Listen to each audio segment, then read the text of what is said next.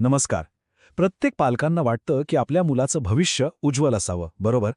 पण या यशाचा खरा पाया काय असतो? चला, आज आपण त्याच काही मूलभूत सवयींबद्दल जाणून घेऊया, ज्या मुलांचं भवितव्य घडवू शकतात. आपल्या मनात हा विचार कधी ना कधी येतोच, नाही का? की अरे काही मुलं आयुष्यात किती सहज पुढे जातात आणि काही मात्र मागेच राहतात. असं का होत असेल? यामागे नक्की काय कारण असावं? आणि याचं उत्तर खरं तर फक्त अभ्यासात किंवा हुशारीत नाहीये. खरा फरक दडलाय तो लहानपणी लागलेल्या सवयींमध्ये. हो, याच सवयी ठरवतात की पुढे जाऊन यशाचा मार्ग कसा असेल. चला तर मग यशाचा पाया घालणाऱ्या या महत्त्वाच्या सवयी नेमक्या आहेत तरी कोणत्या ते बघूया. आज आपण पहिल्या 3 सवयींवर नजर टाकणार आहोत. सगळ्यात पहिलं आणि खरं सांगायचं तर सगळ्यात महत्त्वाचं तत्त्व, मुलांना स्वतःची कामं स्वतः करायला शिकवणं. हे बघा, पालक म्हणून आपण आपल्या मुलांवर खूप प्रेम करतो आणि त्यात काही चूक नाहीये. पण कधीकधी काय होतं ना, की या प्रेमापोटी, या काळजीपोटी आपण नकळतपणे त्यांना कमजोर बनवतो. त्यांची छोटी मोठी कामं पण आपणच करून टाकतो. अगदी साधी साधी उदाहरणं घ्या. मुलांची खोली आवरून देणं, त्यांची शाळेची बॅग भरणं किंवा त्यांचे कपडे जागेवर ठेवणं.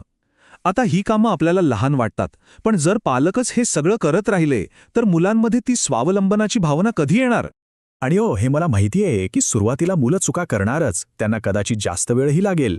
पण हीच तर शिकण्याची प्रोसेस आहे, नाही का? यातूनच त्यांच्या जबाबदारीची भावना येते. आणि सगळ्यात महत्त्वाचं काय होतं माहितीये? जेव्हा मुलं स्वतःचं काम स्वतः करतात तेव्हा त्यांच्या मनात एक विश्वास तयार होतो. मी हे करू शकतो. आणि हा आत्मविश्वास आयुष्यभर त्यांच्यासोबत राहतो. बरं, आत्मविश्वास तर आला, पण तो टिकवण्यासाठी प्रयत्नांची जोड लागतेच.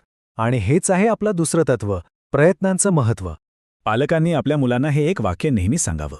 अरे, नाही जमलं तरी चालेल, पण प्रयत्न करणं सोडू नकोस.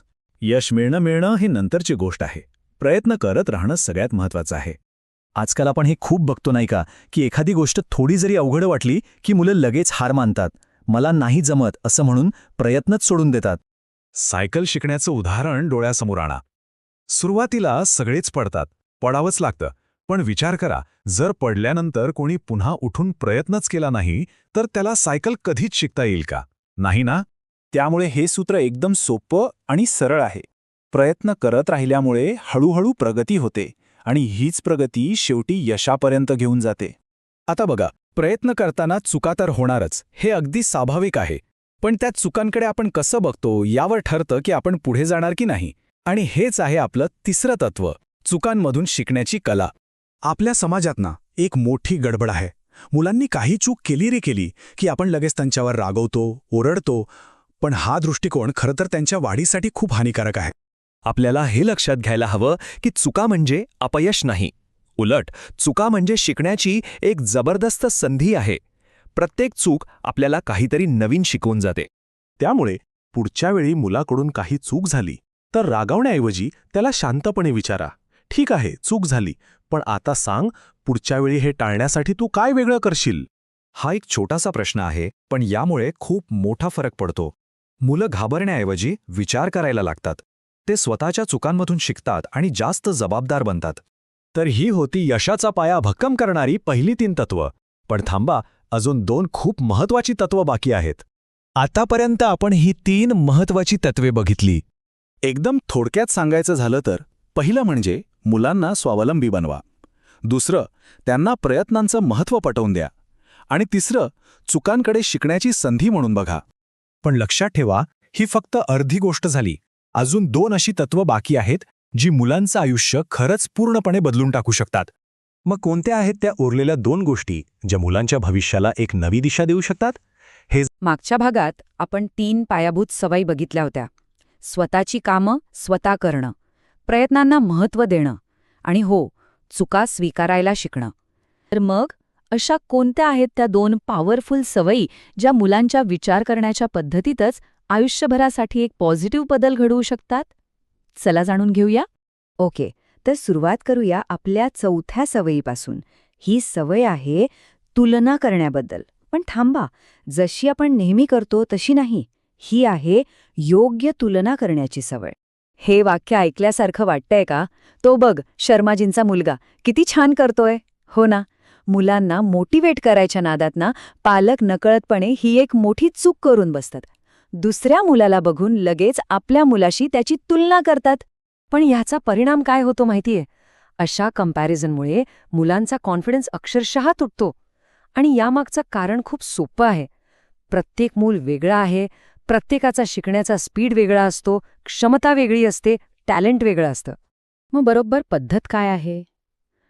बदल खूप सोपा आहे, पण तितकाच पॉवरफुल. मुलाची तुलना इतरांशी करण्याऐवजी त्याला स्वतःशीच कॉम्पिटिशन करायला शिकवा. त्याला फक्त एक प्रश्न विचारा, बाळा, कालपेक्षा आज तू काय नवीन शिकलास? आणि इथे बघा, हा फरक किती स्पष्ट दिसतोय. जेव्हा इतरांशी तुलना होते तेव्हा काय होतं? प्रेशर येतो, न्यूनगंड येतो. पण जेव्हा मूल स्वतःच्या कालच्या कामगिरीशी आजची तुलना करतं तेव्हा खरी ग्रोथ होते, खरा विकास होतो. ही छोटीशी सवय मुलांचं आयुष्य खरंच बदलू शकते. आणि आता आपण येऊया आपल्या शेवटच्या आणि सगळ्यात जास्त पॉवरफुल सवयीकडे. ही एक अशी सवय आहे जी मुलांमध्ये यशासाठी एक आतून चालणारं इंजिन तयार करते. ही सवय आहे आतल्या शक्तीची. या सवयीला म्हणतात आत्मपरीक्षण. म्हणजे काय? सोप्या भाषेत सांगायचं तर स्वतःच्या आत बघणं. आपण काय केलं, कसं केलं याचा विचार करणं आणि कोणाच्याही मदतीशिवाय स्वतःला सुधारणं. आता ही सवय लावायची कशी? खूप सोपं आहे. मुलांना रोज रात्री झोपायच्या आधी स्वतःला फक्त 3 प्रश्न विचारायला शिकवायचे. पहिला प्रश्न, आज मी काय चांगलं केलं? यामुळे काय होईल? कॉन्फिडन्स वाढेल.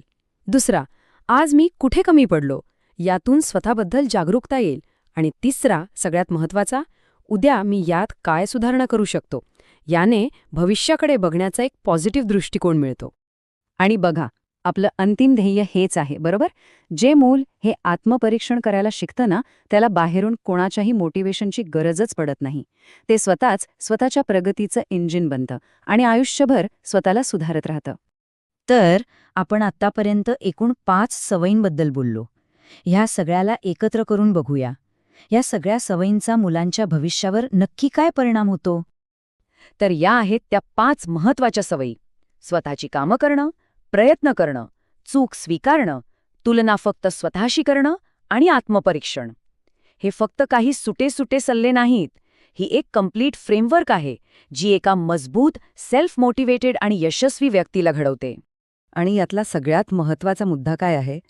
तर या सवयी जर आपण लहानपणापासून मुलांमध्ये रुजवल्या ना, तर आपण त्यांना फक्त मार्कांसाठी किंवा परीक्षेसाठी तयार करत नाही, तर आपण त्यांना खऱ्या आयुष्यात यशस्वी होण्यासाठी तयार करतो. म्हणून जाता जाता एक गोष्ट नक्की लक्षात ठेवा. आपण मुलांना फक्त काही गोष्टी नाही शिकवत आहोत. आपण त्यांच्यामध्ये रुजवलेल्या प्रत्येक छोट्या सवयीने आपण त्यांचं भविष्य घडवत आहोत. तुम्हाला अजून कोणत्या विषयावर व्हिडिओ हवा असल्यास कमेंट करून नक्की सांगा. आणि अशाच व्हिडिओसाठी लाईक, शेअर आणि सबस्क्राईब करा. भेटूया पुढच्या व्हिडिओत.